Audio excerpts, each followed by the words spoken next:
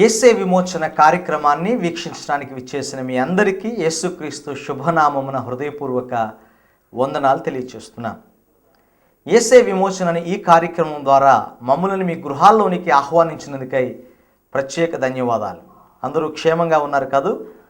మన యొక్క క్షేమం, మన ఆశీర్వాదం, మన ఆనందం అంతా క్రీస్తు ద్వారానే. ఆ యేసు ప్రభు మనకు అనుగ్రహించినటువంటి ఈ కృపలన్నిటిని బట్టి ఆయన్నే మనం స్తుతించాలి. స్తుతి, మహిమ, ఘనత, ప్రభావములు దేవునికే చెల్లునట్లుగా మన జీవితాలు ఆయన స్తుతించుట కొరకు, ఆయన చేసిన మేలును బట్టి ఆయన ఘనపరచటానికి మనం ఆయుత్తపరచబడాలి. ప్రభునందు ప్రియులారా, యేసే విమోచన కార్యక్రమాలు వింటున్నటువంటి మీలో అనేకులు ఈ కార్యక్రమం ద్వారా మీరు పొందుతున్నటువంటి ఆధ్యాత్మికమైనటువంటి మేలులు మాతో పంచుకుంటూ మీ యొక్క జీవితాల్లో కలిగిస్తున్నటువంటి ఆశీర్వాదాలని మాతో తెలియచేస్తున్నప్పుడు మేము ఆనందిస్తున్నాం. దానిని బట్టి ప్రభువుని స్తుతిస్తున్నాం. అంతేకాకుండా అనేక మంది యొక్క అవసరతలు ప్రార్థన ద్వారా తీర్చబడుతున్నాయని మేము తెలుసుకొని సంతోషించగలుగుతున్నాం.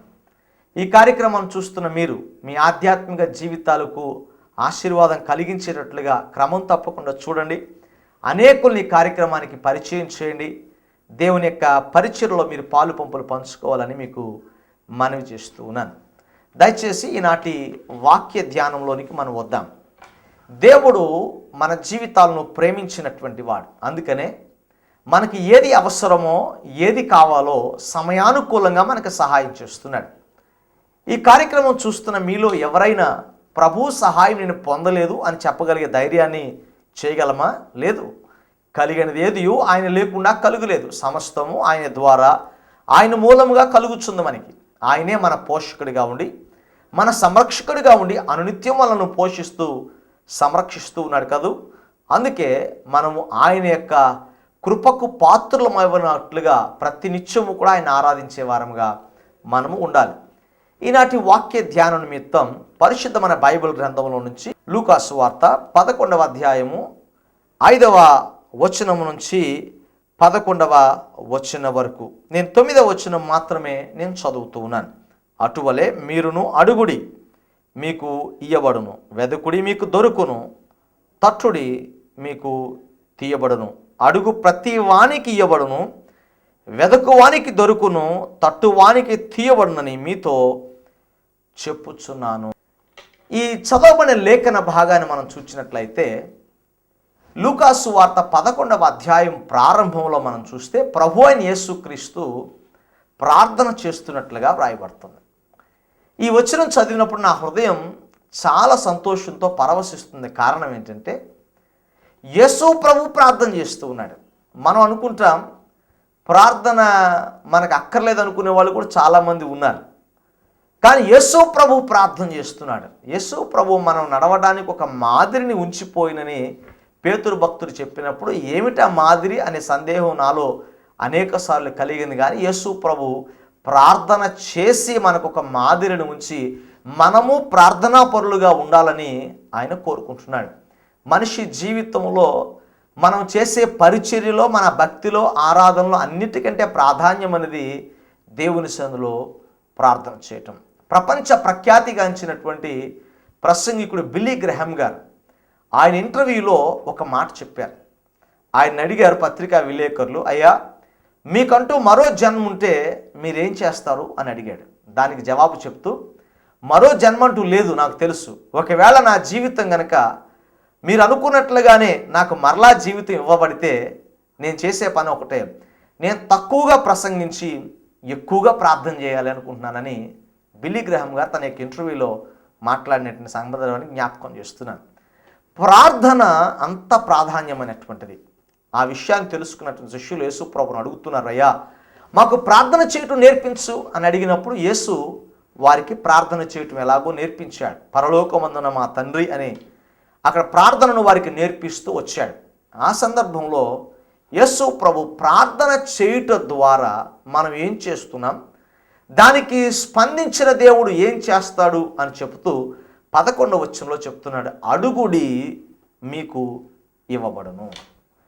ఈ వచనాన్ని చదువుతున్నప్పుడు మనం చాలాసార్లు ఈ వాగ్దానాన్ని చదివాం. కంఠత వాక్యంగా నేర్చుకున్న వారు కూడా ఉన్నారు. ఈ మాట చదువుతున్నప్పుడు we can know the ability of the lord. ఇక్కడ ఈ మాటలో మనం అర్థం చేసుకోవాల్సింది ఏంటంటే, మీరు అడిగినప్పుడు పొందుతారేమో అనే సందేహాన్ని అక్కడ వ్యక్తపరచలేదు, కానీ అడుగుడి మీకు ఇవ్వబడుతుంది, ఇట్స్ ఫర్ ష్యూర్, ఖచ్చితంగా మీరు పొందుకుంటారు అనే వాగ్దానాన్ని ఇక్కడ తెలియచేస్తుంది. ప్రియ దేవుని బిడ్డలారా, మనము అడిగిన వెంటనే మనకు సహాయము చేసే దేవుణ్ణి మనం కలిగి ఉండుట కన్నా ధన్యత మరేమైనా ఉందా? అందుకే భక్తుడు అంటాడు, యెహోవాను తమకు దేవుడిగా గల జనులు ధన్యులు అన్నారు. కారణం, ఆయన ప్రార్థన ఆలకించేవాడు, మనం అడిగిన వాటికి జవాబులు దయచేసి మనకు సహాయం చేసేవాడు కనుకనే ఆయనను దేవునిగా కలిగి ఉన్న మనము ధన్యులము. బైబిల్ గ్రంథంలో కొన్ని సాదృశ్యాలు మీ ముందుంచాలని ఆశపడుతున్నాను. అడుగుడే మీకు ఇయ్యబడును అన్నాడు కాదు. దేన్ని అడగాలి? ప్రభుని. దేని గురించి మనం అడగాలి ప్రభు యొక్క సన్నిధిలో? నిర్గమాకాండం 15వ అధ్యాయం 24-25 వచనాల్లో మనం చూసినట్లయితే అక్కడ మోషేను గురించి వ్రాయబడుతుంది. మోషే చేదైనటువంటి జలములను మధుర జలములుగా మార్చబడినటువంటి సంఘటన ఆ అధ్యాయంలో మనం చూస్తాం. మోషేని గురించి మీకు జ్ఞాపకం చేయగల కారణం ఏంటంటే, మోషే తన సమస్యల పరిష్కారానికి ప్రభువుని అడిగాడు, పరిష్కారాన్ని పొందుకున్నాడు. దేవునికి స్తోత్రం. మోషే జీవితాన్ని చూసినట్లయితే మోషేని దేవుడు ఇశ్రాయేలు ప్రజలను విడిపించడానికి ఐగుప్తుకు వెళ్ళమని చెప్పాడు. ఐగుప్తుకు వెళ్ళమన్నప్పుడు దేవుడు మాటకు లోబడి మోషే ఐగుప్తుకు వెళ్ళి తన ప్రజలను బయటకు తీసుకుని వచ్చినప్పుడు ఒకటి కాదు, రెండు కాదు, అనేక సందర్భాల్లో మోషే వేదన అనుభవించాడు. ఎందుకంటే తాను ఎవరినైతే బయటకు తీసుకొచ్చాడో, ఏ ప్రజలనైతే క్షేమంగా ఉంచాలని కోరుకున్నాడో, ఏ ప్రజల కొరకైతే దేవుని మాటకు లోబడి ఐగుప్తుకు వెళ్ళాడో, ఆ సొంత ప్రజలే మోషేని రాళ్లతో కొట్టడానికి ప్రయత్నం చేశారు, అవమానించారు, దూషించారు, అనేక సార్లు గేలి చేశారు. ప్రియ దేవుని బిడ్డలారా, వెనకాల ఫరో సైన్యం వస్తుంది, ఎర్ర సముద్రం వస్తుంది, యోర్దాను నది వచ్చింది, అలాగే మధుర జలాలుగా మార్చబడటానికి ముందు జలములు మధురంగా లేవు. ఇలా ఒకటి కాదు, అనేక సందర్భాల్లో మోషేను సమస్యలు వెంటాడుతూ ఉన్నాయి. ఈ కార్యక్రమం చూస్తున్న మీ జీవితాల్లో కూడా ఇలాంటి అనుభవాలే ఉన్నాయి కదా. చాలామంది ఫోన్ చేస్తూ, నిన్న నాకు ఒక సహోదరుడు ఫోన్ చేస్తూ ఒక మాట చెప్పాడు, అన్న నేను చాలాసార్లు ప్రార్థన చేస్తున్నాను, నేను చాలా క్రమంగా గుడికి వెళ్తాను, కానీ ఎందుకో తెలీదు నాకు సమస్య వెంబడి సమస్య నా జీవితంలో వస్తుంది, మీరు నా గురించి ప్రార్థన చేయండి అన్నాడు. నేను ఆ సహోదరునితో ఒక మాట చెప్పాను, తమ్ముడు నేను ప్రార్థన చేస్తున్నాను, కానీ నీ సమస్య నిమిత్తం నీవు ప్రార్థన చేస్తున్నావా? చాలామంది జీవితాల్లో ప్రార్థనలు కోరతారు కానీ ప్రార్థన చేయరు, ప్రార్థన సహాయం కొరకు అడుగుతారు కానీ ప్రార్థన చేయరు. దేవుని సన్నిధిలో నీవు వేరొకరి ప్రార్థన సహాయాన్ని కోరే ముందు నీవు ప్రభు సముఖములో చేరి మోకరించి ప్రార్థన చేయాలి. నీకు జ్వరం వస్తే వేరే ఒకరిని ట్యాబ్లెట్ వేసుకోమని అడగరు కదా, మీరే ట్యాబ్లెట్ వేసుకుంటారు. ఆ స్వస్థత మీకు కావాలి గనక, మీ సమస్యలకు పరిష్కారం కావాలి గనక మీరు ప్రభు సన్నిధిలో ప్రార్థన చేయటం నేర్చుకోవాలి. ఫోన్లో ప్రార్థనలు కోరుతారు, చాలా సంతోషం, ప్రార్థన చేయడానికి చాలా సముఖత వ్యక్తపరుస్తున్నాను, కానీ దానికంటే ముందుగా నీవు ప్రభు సన్నిధిలో ప్రార్థించే వ్యక్తిగా నీవు ఉండాలి అని ఈ సమయంలో నేను మీకు జ్ఞాపకం చేస్తున్నాను. మోషేకు తన అయిన వారి దగ్గర నుంచి శోధన వచ్చినా, తన ఇంటి వారి దగ్గర నుంచి సమస్యలు వచ్చినా, తన స్వజనుల నుంచి సమస్యలు వచ్చినా, వెనకాల ఫరో సైన్యం వచ్చినా, ఎర్ర సముద్రం వచ్చినా, ఏ సందర్భంలోనైనా సరే ప్రజలందరూ గేలి చేస్తూ ఉంటే, ఎర్ర సముద్రం ముందు ఫరో సైన్యం వెనకాల ఉంటే మోషే మోకరిల్లి ప్రార్థన చేశాడు, దేవుణ్ణి అడిగాడు, పొందుకున్నాడు. ప్రియ దేవుని బిడ్డలారా, ప్రభువును అడిగితే ఇవ్వలేదంటూ ఏం లేదు. తన సమస్యలకు పరిష్కారాన్ని ప్రభు దగ్గర అడిగాడు మోషే, తన సమస్యలకు పరిష్కారాన్ని పొందుకున్నాడు మోషే. ఈనాడు నీ జీవితాల్లో నీ సమస్యలకు పరిష్కారానికి ఎక్కడికి పరిగెడుతున్నాం మనం? బైబిల్ గ్రంథంలో ఇలాంటి వారు కూడా లేకపోలేదు. సౌలు దేవుని చేత హెచ్చించబడ్డాడు, రాజుగా హెచ్చించబడినటువంటి సౌలు సహితము ఏం చేస్తున్నాడు? తన యొక్క భవిష్యత్తును లేదా యుద్ధములో నేను గెలుస్తానా ఓడిపోతానా అని తెలుసుకోవడానికి తన సమస్యకు పరిష్కారాన్ని ఎక్కడ వెతుకుతున్నాడు? సోదె చెప్పించుకునే వారి దగ్గరికి వెళ్ళి సోదె చెప్పించుకోవడానికి ఇష్టపడ్డాడు. ప్రియ దేవుని బిడ్డలారా, ఆ సోదె చెప్పించుకునేటటువంటి సౌలు ఎవరు సౌలును రాజుగా చేశాడు ఆ విషయాన్ని మర్చిపోయాడు. తన శ్రమలో ఉన్నప్పుడు ఎవరు ఆదుకున్నాడు ఆ సంఘటన మర్చిపోయాడు.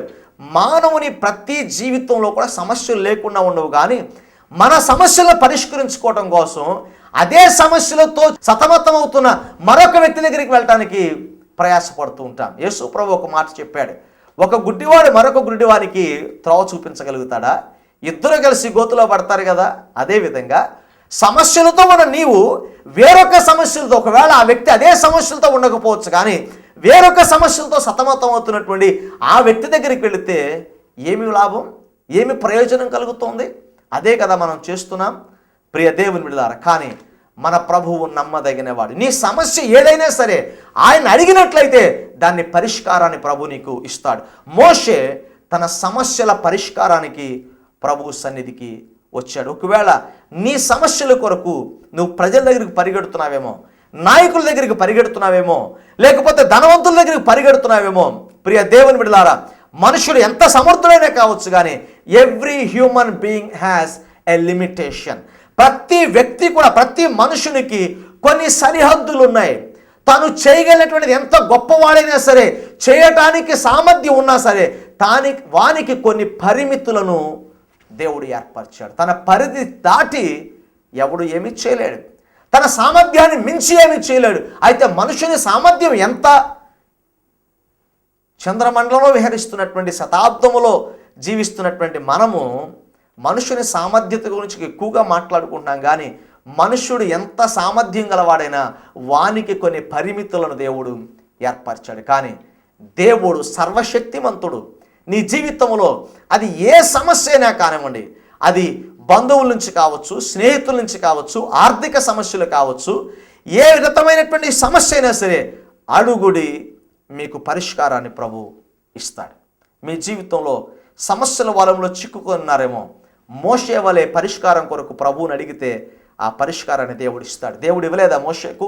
సముద్రం ఎదురుగా ఉన్నప్పుడు దాన్ని 2 పాయలుగా చేసి 6 నెలలుగా చేసి దాన్ని నడువు చేశాడు యేసు ప్రభు. ప్రియ దేవుని బిడ్డలారా, ఆ ప్రభు అయినటువంటి దేవుడు ఆ యొక్క మారా జలములను మధుర జలములుగా మార్చాడు.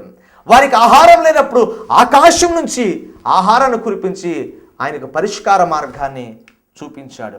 ఆ దేవుడే హెబ్రీ పత్రికలో అంటాడు, ఆయన నిన్న నేడు నిరంతరము ఒక్కటే రీతిగా ఉన్నాడు. ఆయన మార్పు లేనివాడు.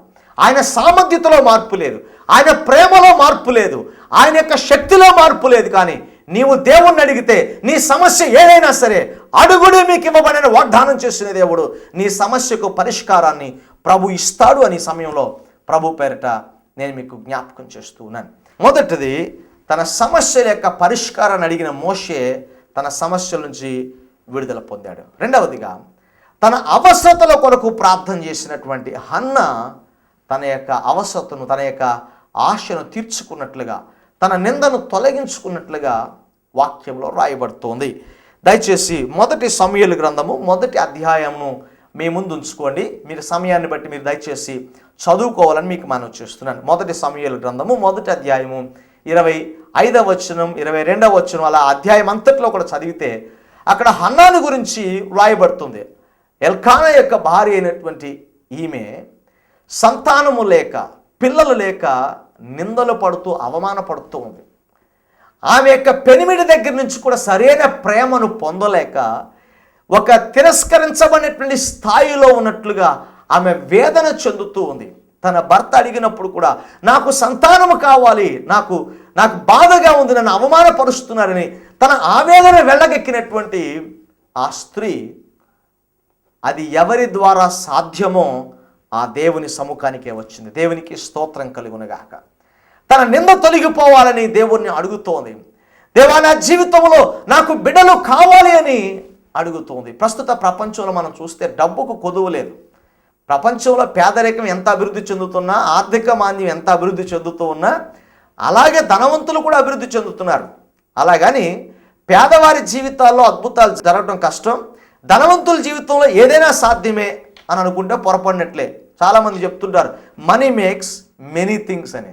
కానీ నేను అలా చెప్పను. Money makes only few things. కొన్ని విషయాలు మాత్రమే చేయగలుగుతుంది, అన్నిటినీ చేయలేదండి. కారణం ఏమిటి అంటే ఈ లోకములో చాలామంది ధనవంతులు ఉన్నారు, కానీ బిడ్డలు లేని వారు చాలామంది ఉన్నారు. వారు ఎంత డబ్బు ఖర్చు పెడితే బిడ్డలను సంపాదించగలరు? దేవుని వాక్యం తెలియజేస్తుంది, గర్భఫలము యెహోవా ఇచ్చు బహుమానము. కృత్రిమమైనటువంటి అనేకమైన పద్ధతులను అవలంబిస్తూ ఉన్నప్పటికీ కూడా అది మనుషుని జీవితంలో సాధ్యపడటం లేదు. కానీ ఒకవేళ దేవుడే మార్గాన్ని తెరిచి వారికి గర్భాన్ని తెరిస్తే వారికి దేవుడు బిడ్డలను అనుగ్రహించడం సాధ్యమవుతుంది. ప్రియ దేవుని బిడ్డలారా, హన్న ఆ వాస్తవాన్ని ఎరిగింది. నన్ను సృజించిన దేవుడు, సమస్త మానవాళి యొక్క సృష్టిని చేసిన దేవుడు నాకు బిడ్డను ఇవ్వటం అసమానమైనటువంటిది కాదు, లేకపోతే అసాధ్యమైనది కాదు అని ఎరిగినటువంటి ఆ స్త్రీ ప్రభువు పాద సన్నిధికి వచ్చి దేవుని సముఖములో ప్రార్థన చేస్తుంది. తన అవసరత దేవుని ఎదుట ఉంచింది. ప్రియ దేవుని బిడ్డలారా, తన సమస్యల పరిష్కారం కొరకు అడిగినటువంటి మోషే జవాబు పొందాడు. తన అవసరత కొరకు దేవుని సన్నిధిలోకి వచ్చి ప్రార్థన చేసి అడిగినటువంటి హన్న జవాబు పొందుకొని బిడ్డను సంపాదించుకున్నట్లుగా దేవుని వాక్యములో మనం తెలుసుకోగలుగుతున్నాం. ప్రియ దేవుని బిడ్డలారా, మీ జీవితంలో ఏదైనా దాన్ని తొలగించమని ప్రభువుని అడిగితే అడుగుడి మీకు ఇయ్యబడిన వాగ్దానం చేసిన దేవుడు తప్పక మీ జీవితంలో కార్యాన్ని చేస్తాడని సమయంలో ప్రభు పేరిట నేను మీకు జ్ఞాపకం చేస్తున్నాను. మూడవదిగా మనం చూసినట్లయితే 2వ రాజుల గ్రంథము 19వ అధ్యాయము 19వ వచనములో అక్కడ హిజ్కియాను గురించి వ్రాయబడుతుంది. హిజ్కియాకు మరణకరమైనటువంటి వ్యాధి కలిగెను అని రాయబడుతుంది. ఈ మరణకరమైనటువంటి వ్యాధి వచ్చినప్పుడు హిజ్కియా దేవుని సన్నిధిలో మొర్రపెట్టడం ప్రారంభించాడు. మొదటిది, తన యొక్క సమస్యల పరిష్కారం కొరకు మోషే దేవుణ్ణి అడిగాడు.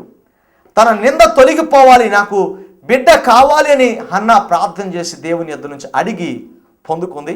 మూడవదిగా ఇక్కడ హిజ్కియా స్వస్థత కొరకు ప్రభువును అడుగుతున్నట్లుగా మనం చూస్తున్నాం.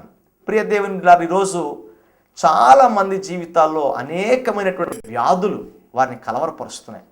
ఇప్పుడు మనం చూస్తున్నాం స్వైన్ ఫ్లూ అని, హెచ్ఐవి అని, ఇలా చాలా వ్యాధులు బయటకు వస్తున్నాయి. దీన్ని మరణకరమైనటువంటి జబ్బులు ఇవన్నీ. అయితే ప్రభువుకు అసాధ్యమైనది ఏది కూడా లేదు. హిజ్కియాకు ఆ వ్యాధి వచ్చినప్పుడే దాని పేరే మరణకరమైన వ్యాధి. అది మరణమే శరణ్యం. కానీ మరణమే శరణమైనటువంటి ఆ సందర్భంలో కూడా హిజ్కియా నా దేవుణ్ణి అడిగితే నాకు స్వస్థత ఇస్తాడని నమ్మి ప్రభు సన్నిధిలో ప్రార్థన చేసిన హిజ్కియా దేవునిని అడిగి పొందుకున్నాడు, అడిగి స్వస్థతను పొందుకున్నాడు. మోషే అడిగి పరిష్కారాన్ని పొందుకున్నాడు, హన్నా అడిగి బిడ్డను పొందుకుంది, హిజ్కియా అడిగి స్వస్థతను పొందుకున్నాడు. ప్రియ దేవుని బిడ్డ, నీ జీవితంలో నీవు అడిగితే ఏ వ్యాధి అయినా కానీ, మీ ఏ మరణకరమైన వ్యాధితో మీద బాధపడుతున్నా యేసు ప్రభు వ్యాధిని స్వస్థపరచడానికి శక్తి గలవాడు. ఒకవేళ నీకు సందేహం ఉందేమో ఇప్పుడే మోకరించు. నీ వ్యాధి పక్షంగా ప్రభువుని, ప్రభు అని నీ వ్యాధితో బాధపడుతున్నాను, నేను ఈ సమస్యతో బాధపడుతున్నాను, పరిష్కారం కావాలి, నా నిన్న తొలగిపోవాలి ప్రభు అని ప్రభువును అడిగితే అడిగిన ప్రతి వారి యొక్క అవసరతను తీర్చేవాడు మన ప్రభు. అందుకనే అడుగుడి మీకు ఇయ్యబడున వాగ్దానం చేస్తున్నాడు. అడిగిన ప్రతి వారి యొక్క అవసరతలు తీర్చుటకు ప్రభు సమర్థుడు అని మరొకసారి ఈ సమయంలో ప్రభు పేరిట నేను మీకు జ్ఞాపకం చేస్తున్నాను. 3 విషయాలు మీకు జ్ఞాపకం చేశాను. మోషే తన సమస్యల పరిష్కారాన్ని దేవుని యొద్ద అడిగాడు. హన్నా తన జీవితంలో ఉన్న అవసరతను దేవుణ్ణి అడిగింది. హిజ్కియా తన వ్యాధిని స్వస్థపరచమని ప్రభువుని అడిగాడు, స్వస్థత పొందుకున్నాడు. 4వదిగా మనం చూసినట్లయితే ఎబ్బేజు ఆశీర్వాదం కొరకు దేవుణ్ణి అడిగాడు. ఎబ్బేజు అనగా వేదనా పుత్రుడు అని అర్థం. తన జీవితంలో ఆశీర్వాదం రాదని అందరూ గేలి చేస్తూ ఉంటే, ఆశీర్వాదం రాదు అని అందరూ అనుకుంటుంటే, నన్ను ఆశీర్వదించడానికి కారణం దేవుడు ఒక్కడే అని గ్రహించినటువంటి ఎబ్బేజు తన జీవితంలో ప్రజలు ఏమనుకుంటున్నా, ఎవరేమనుకుంటున్నా, God is the source of my blessing, నా ఆశీర్వాదానికి కారణం నా దేవుడు మాత్రమే కాగలడని విశ్వసించి ప్రభువును అడిగాడు. తన సహోదరులు అందరికంటే ఘనపరచబడ్డాడు. మొదటి దినవృత్తాంతం గ్రంథం 4వ అధ్యాయం 10వ వచనంలో ఈ మాటను మనం చూడగలుగుతాం. ప్రియ దేవుని బిడ్డలారా, నీ జీవితంలో ఆశీర్వాదం కావాలంటే ఆయన అడగండి, ప్రభు ఆశీర్వాదం ఇస్తాడు. ప్రభునందు ప్రియ దేవుని బిడ్డలారా, అడుగుడి మీకు ఇవ్వబడిన వాగ్దానం చేసిన దేవుడు మోషే తన సమస్యలు పరిష్కారం అడిగినప్పుడు పరిష్కారాన్ని ఇచ్చాడు. హిజ్కియా వ్యాధి నుంచి విడుదల కావాలని కోరినప్పుడు వ్యాధి నుంచి స్వస్థత ఇచ్చాడు. ఎబ్బేజు ఆశీర్వాదం కొరకు అడిగినప్పుడు ఎబ్బేజును ఆశీర్వదించాడు. హన్నా బిడ్డ కొరకు అడిగినప్పుడు హన్నాకు బిడ్డను అనుగ్రహించాడు. అదే దేవుడు సజీవుడై నేటికి నీ యొక్క ఆశను తీర్చడానికి, నీవు అడిగిన వాటిని ప్రభువు నీకు ఇవ్వటానికి ఇష్టపడుతున్నటువంటి దేవుని సన్నిధిలో నీవు అడగగలిగితే ఆయన అంటున్నాడు, అడుగుడి మీకు ఇవ్వబడుతుంది. ఆ వాగ్దానం నమ్మితే మోషే వలె నీ సమస్య ఏదైనా ప్రభువుని అడుగు, హన్నా వలె నీ అవసరత ఏదైనా దేవుణ్ణి అడుగు, నీ వ్యాధి ఏదైనా హిజ్కియా వలె దేవుని సన్నిధిలో అడుగు, ఎబ్బేజు వలె నువ్వు ప్రార్థన చేయి, ప్రభువు నిన్ను ఆశీర్వదిస్తాడు. దేవుడి మాటలను దీవించి ఆశీర్వదించును గాక. ఆమేన్. ప్రార్థన చేసుకుందాం. ప్రియ దేవుని బిడ్డలారా, మీ కొరకు నేను ప్రార్థన చేస్తాను. దేవుడు అనేక మంది యొక్క అవసరతలు తీరుస్తున్నాడు. ఆయన ప్రార్థన ఆలకించేవాడు, ఆయన వ్యాధిని స్వస్థపరిచేవాడు. నమ్మినట్లయితే నాతో ఏకీభవించండి, ప్రభు మీ జీవితంలో కార్యాలు చేస్తాడు. సకలాశీర్వాదములకు కారణభూతుడా, ప్రేమగల మా ప్రియ పరలోకపు తండ్రి, మీకు వందనాలు. యేసే విమోచన కార్యక్రమాన్ని వీక్షిస్తున్న ఈ ప్రేక్షకుల కొరకు మీ సందులో ప్రార్థన చేస్తున్నాను. అడుగుడి మీకు ఇవ్వని వాగ్దానం చేసిన దేవా, నీ వాగ్దానం మా జీవితంలో నెరవేర్చబడినట్లుగా మా సమస్యలు, మా వ్యాధులు, మాకున్నటువంటి ఇబ్బందులన్నిటి నుంచి మమ్మల్ని విడిపించి నీ ఆశీర్వాదం చేత నింపమని వేడుకొంచున్నాను. ఈ కార్యక్రమం చూస్తున్న ప్రతి ప్రేక్షకుని మీరు దీవించండి, ఆశీర్వదించండి. మీ సన్నిధి, మీ సంరక్షణ, మీ దీవెన ప్రతి వారికి అనుగ్రహించి సహాయం చేసి మీరే మహిమను పొందమని, నీ కృపలో వర్ధిలింపచేసి సహాయం చేయమని యేసు దివ్య నామమును వేడుకుని ప్రార్థిస్తున్నాను పరమ తండ్రి. ఆమేన్. తండ్రి, కుమార, పరిశుద్ధాత్మ త్రియేక దేవుని యొక్క దీవెన మనందరికీ తోడే నడిపించును గాక. ఆమేన్. పరమ జీవము పాపులకిచ్చెడి యేసే విమోచన, యేసే విమోచన, యేసే విమోచన, యేసే విమోచన, యేసే విమోచన.